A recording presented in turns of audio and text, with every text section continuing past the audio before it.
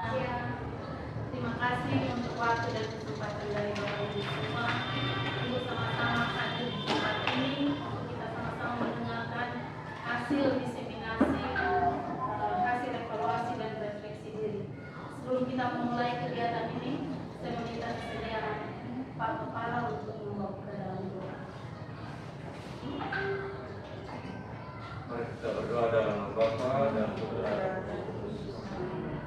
Bapa di surga, syukur dan terima kasih kami aturkan kepadamu atas tingkah-Mu Engkau mengumpulkan kami di tempat ini untuk melakukan kegiatan diseminasi hasil diskusi dan evaluasi para guru yang memenuhi supervisi. Sertai kami dalam kegiatan ini agar kegiatan ini bisa berjalan dan berakhir dengan baik.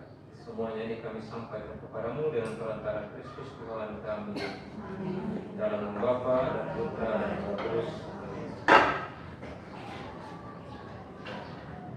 Baik, untuk tidak membuang waktu, saya memberikan waktu dan kesempatan sepenuhnya kepada teman-teman guru yang akan mempresentasikan hasil evaluasi dan refleksi diri kepada Ibu Helena Wilawai. Saya persilakan.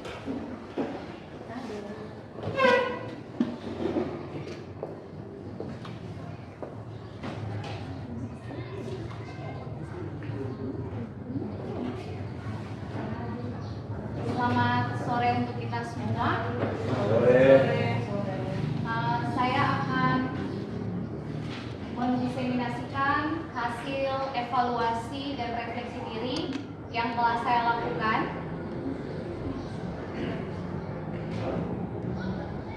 Berdasarkan hasil evaluasi dari kepala sekolah, dari teman sejawat, dari diri sendiri, dan dari peserta didik. Baik, kalau begitu saya langsung saja dari hasil evaluasi yang pertama. Gambaran umum dari hasil observasi proses pembelajaran yang dilakukan oleh kepala sekolah.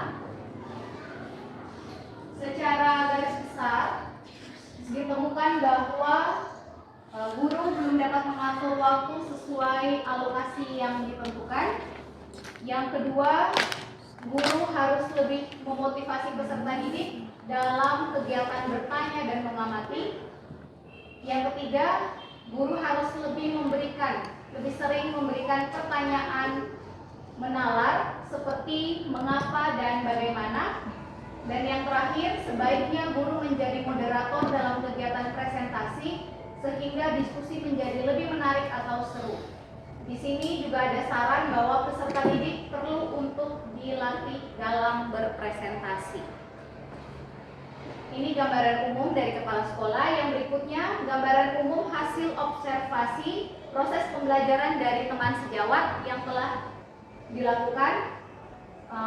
Ditemukan secara garis besar ada beberapa kelemahan, diantaranya guru masih perlu untuk berlatih mengolah alokasi waktu sehingga langkah-langkah kegiatan dapat terselesaikan tepat waktu.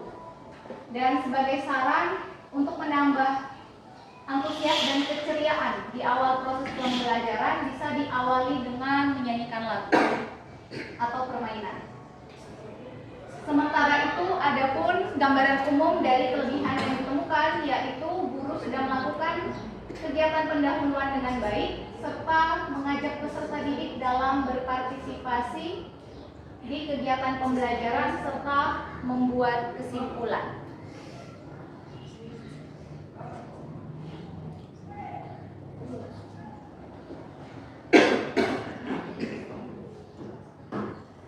Kita lanjut. Yang berikutnya, hasil temuan masalah oleh saya sendiri berdasarkan catatan saat saya mengajar. Di sini sebenarnya saya menemukan ada 3 masalah. Secara garis besar adalah peserta didik membutuhkan waktu yang lebih panjang dalam menyelesaikan soal perhitungan. Itu masalah yang pertama. Yang kedua, pada saat diskusi kelompok sebenarnya sebagian anak-anak itu ditemukan tidak aktif dalam kelompok. Dan yang ketiga adalah pada saat presentasi, terutama anak-anak masih kurang aktif dalam melakukan tanya jawab. Jadi ada 3 masalah yang saya catat. Yang terakhir, berdasarkan hasil kuesioner yang sudah disebarkan terhadap peserta didik, di sini saya bagi menjadi ada kekurangan atau kelemahan yang ditemukan oleh peserta didik terhadap saya dan juga kelebihannya. Di sini ditemukan ternyata peserta didik merasa bahwa guru kurang memberikan motivasi.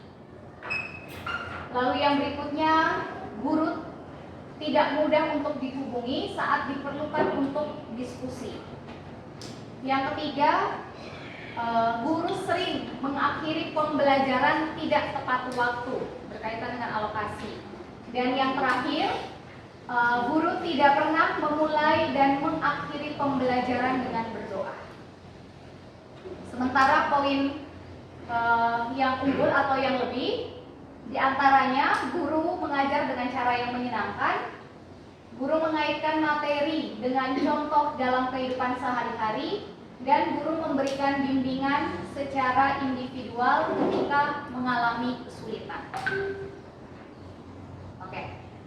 Dari hasil observasi dari keempat hasil observasi tadi, maka saya mengambil ada 3 masalah utama yang perlu untuk saya tindak lanjuti. Masalah pertama itu terkait dengan alokasi waktu, masalah kedua terkait keterampilan presentasi siswa, dan yang terakhir itu tentang kemampuan numerasi atau perhitungan dasar yang masih rendah.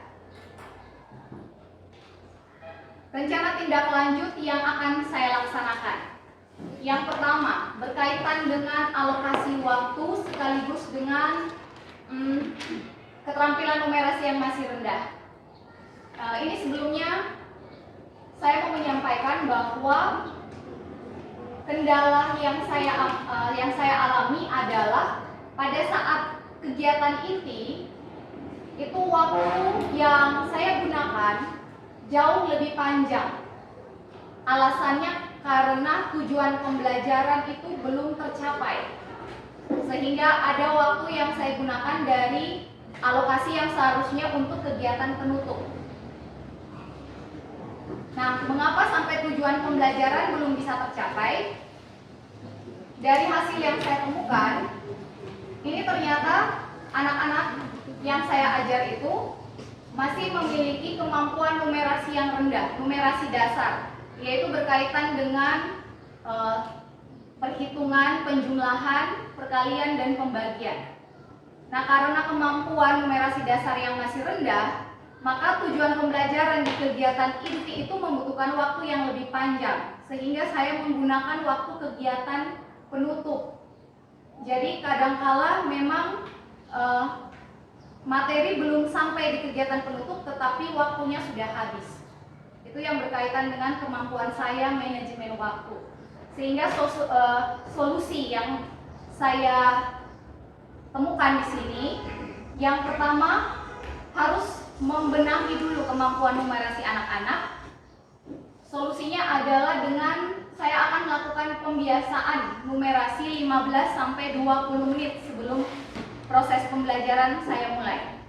Itu yang pertama. Yang kedua, mungkin menjadi usulan bahwa karena saya mengajar di beberapa kelas dan saya temukan hal yang sama, mungkin bisa menjadi usulan untuk program kurikulum mengadakan program numerasi sekolah, numerasi dasar seperti yang literasi itu, sehingga membantu guru-guru matematik dan guru IPA seperti kami. Lalu yang berikutnya, solusi yang saya berikan adalah saya akan lebih memfasilitasi siswa dengan berbagai sumber belajar yang lebih beragam.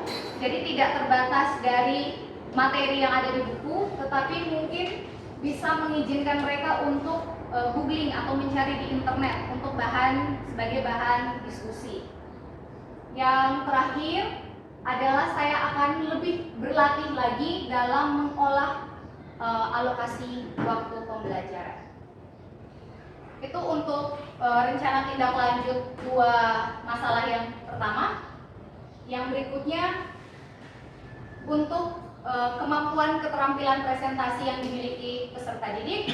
Di sini saya mengakui bahwa saya sendiri memiliki keterbatasan untuk melatih mereka, karena kami lebih mengajarkan anak-anak pada saat diskusi, sehingga pada saat presentasi itu memang anak belum terbiasa untuk debat ataupun tanya jawab. Itu saya akui dari kelemahan saya, sehingga kedepannya saya akan membiasakan peserta didik untuk menyiapkan bahan presentasi sendiri, paling tidak 1 minggu sebelum pertemuan dimaksudkan, sehingga peserta didik itu memiliki waktu untuk mempersiapkan diri dan menguasai materi yang akan mereka presentasikan.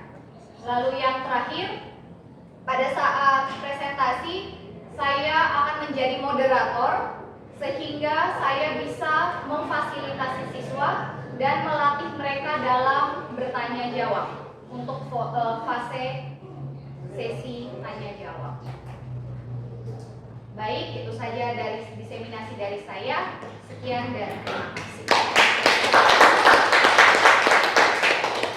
Baik, terima kasih untuk Ibu Helena Dilawat SPD.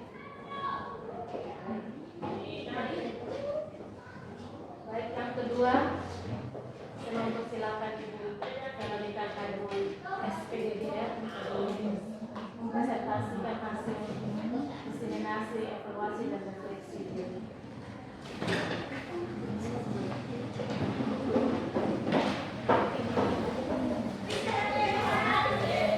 Selamat sore Bapak Kepala yang terhormat, Ibu Wakil Kepala bersama Ibu Guru yang saya hormati.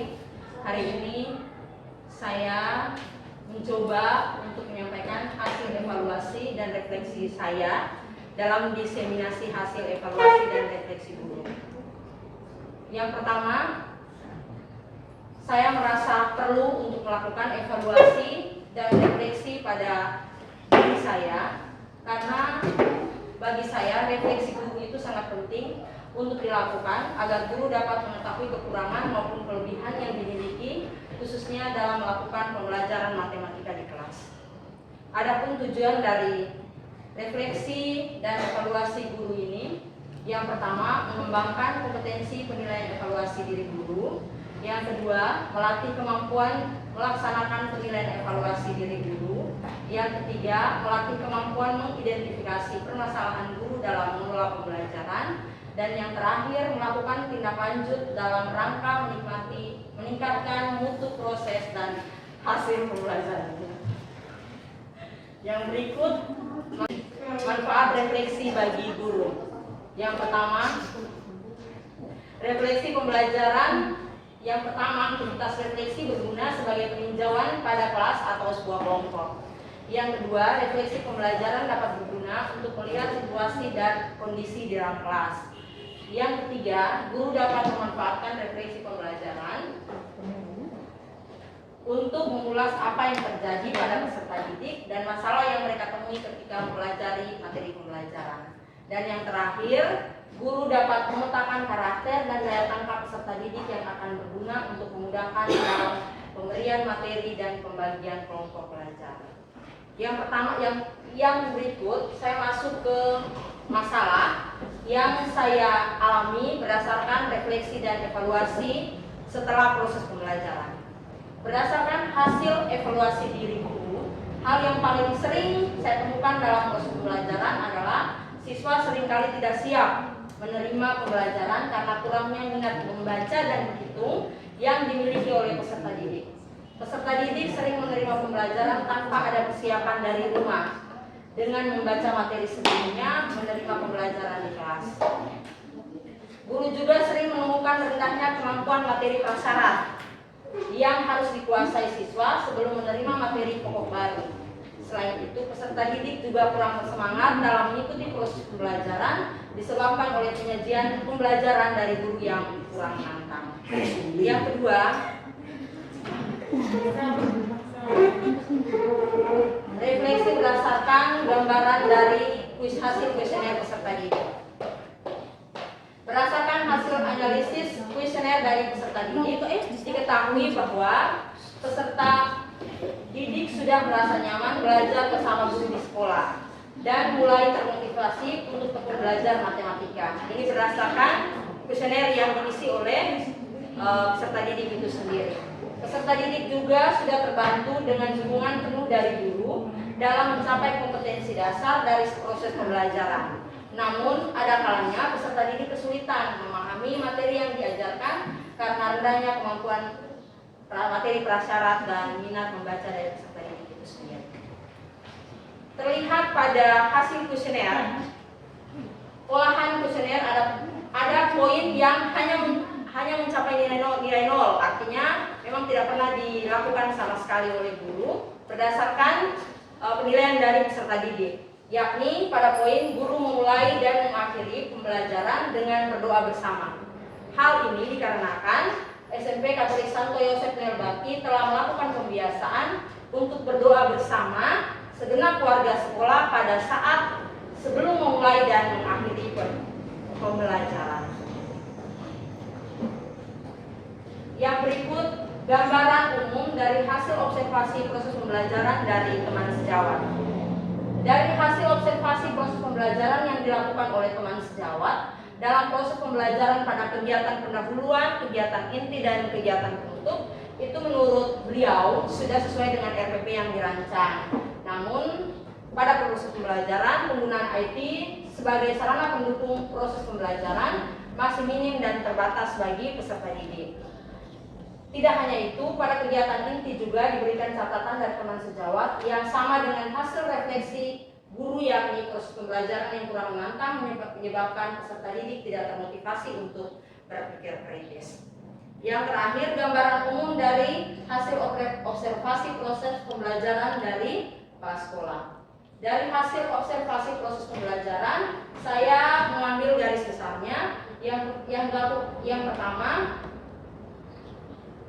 peserta didik harus diberikan kesempatan untuk menyampaikan pendapat masing-masing individu ataupun kelompok karena setiap peserta punya sudut pandang dan cara berpikir yang berbeda. Hal ini juga dapat melatih siswa untuk berpikir kritis dan bertanggung jawab pada semua tugas yang diberikan. Peserta didik juga perlu dibimbing untuk melaksanakan diskusi dan presentasi dengan benar.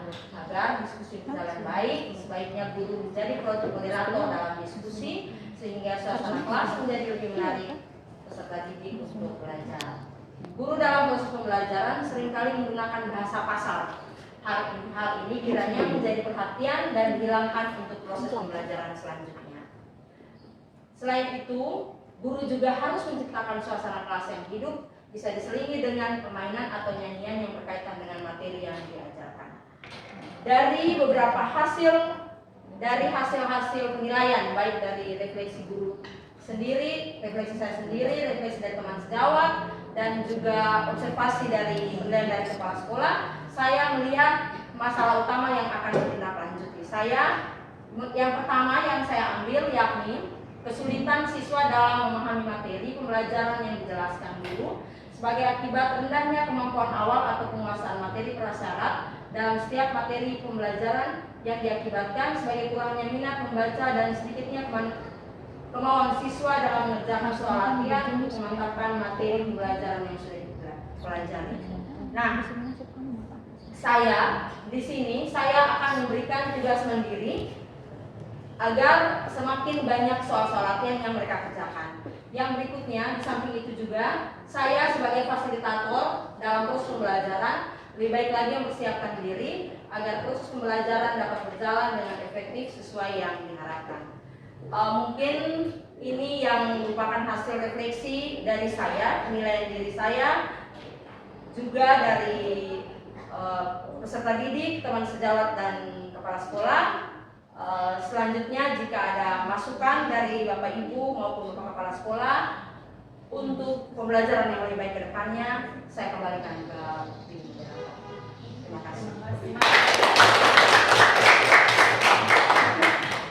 Terima kasih untuk Ibu Veronica Kadimon SPDGR yang telah mempresentasikan hasil evaluasi dan refleksi diri. Baik, selanjutnya saya mempersilakan Ibu Endarina Kolin SPDGR untuk mempresentasikan hasil evaluasi dan refleksi diri.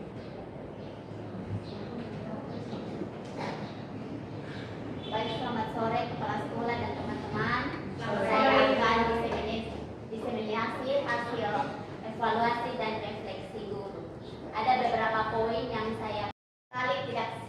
dalam menerima pembelajaran karena kurangnya minat dan literasi.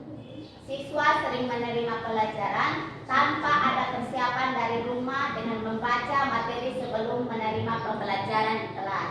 Yang berikut adalah guru juga sering menemukan rendahnya keaktifan siswa dalam berdiskusi dan presentasi hasil diskusi. Yang berikut gambaran umum dari hasil kuesioner dari peserta didik. Yang pertama adalah kekurangan. Guru belum terampil menggunakan alat bantu saat mengajar dan tidak memperhatikan kebutuhan belajar dari peserta didik. Yang kelebihan, guru mengajar dengan cara yang bervariasi, misalnya diskusi dan tanya jawab, dan memberikan kesempatan kepada peserta didik untuk bertanya dan menjawab. Gambaran umum dari hasil observasi proses pembelajaran dari teman sejawat. Yang pertama adalah kekurangan. Kurang memberi pertanyaan yang dapat mendorong kemampuan bernalar. Yang berikut, kurang mendorong peserta didik untuk mengembangkan keterampilan untuk membangun kebiasaan mencari tahu. Kelebihannya, guru melakukan kegiatan pendahuluan dengan baik. Gambaran umum dari hasil observasi proses pembelajaran dari kepala sekolah.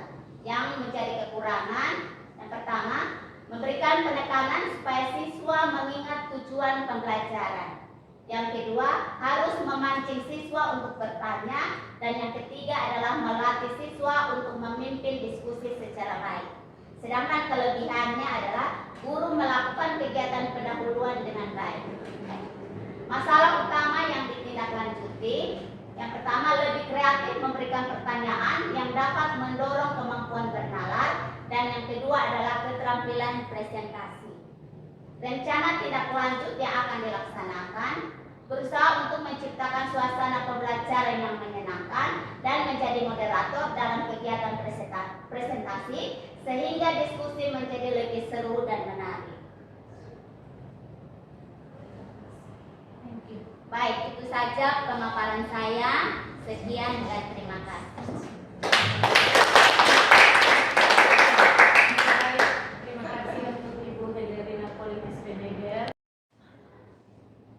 Baik, selamat sore untuk kita semua. Selamat sore. Pada kesempatan ini saya akan memaparkan hasil diseminasi, hasil evaluasi, dan refleksi guru. Di sini saya akan memaparkan 2 poin penting, yaitu yang pertama, temuan masalah dalam proses pembelajaran, dan yang kedua adalah rencana yang akan ditindaklanjutkan. Pada bagian pertama, temuan masalah dalam proses pembelajaran ini akan dipaparkan berdasarkan observasi penilaian dari kepala sekolah, teman sejawat, siswa, dan diri sendiri.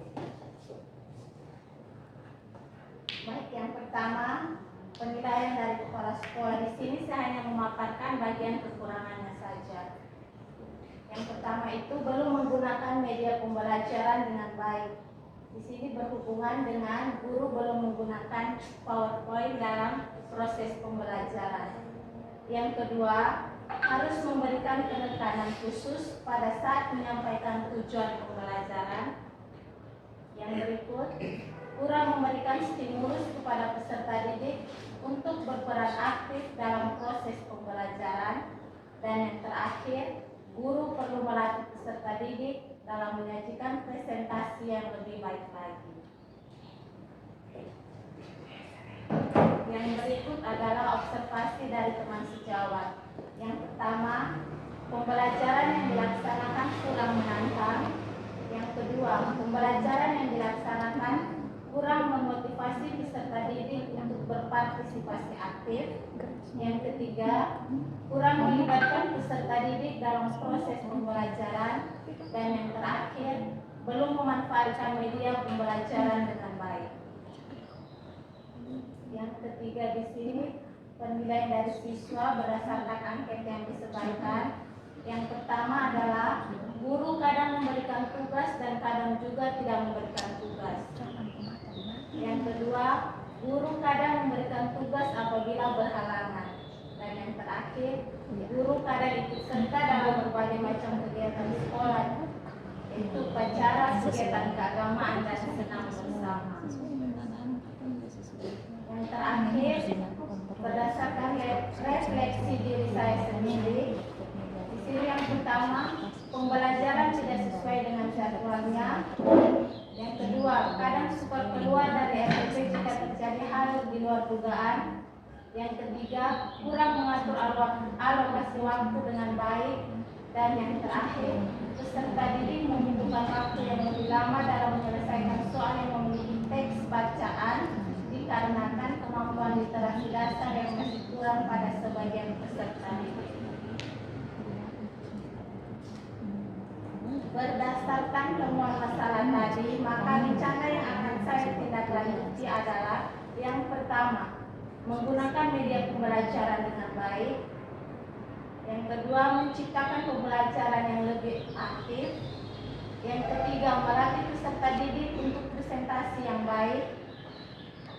Yang keempat, meningkatkan kemampuan literasi peserta didik. Dan yang terakhir, mengatur alokasi waktu dengan baik.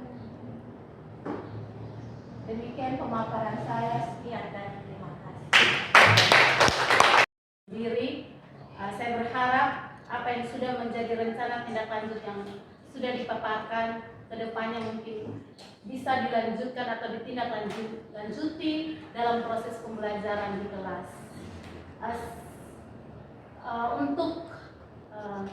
Sebelum menutup kegiatan kita, saya memberikan kesempatan kepada Pak Kepala Sekolah untuk memberikan saran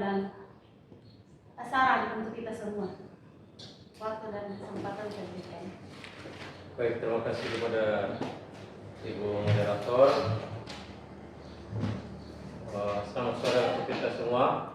Selamat sore.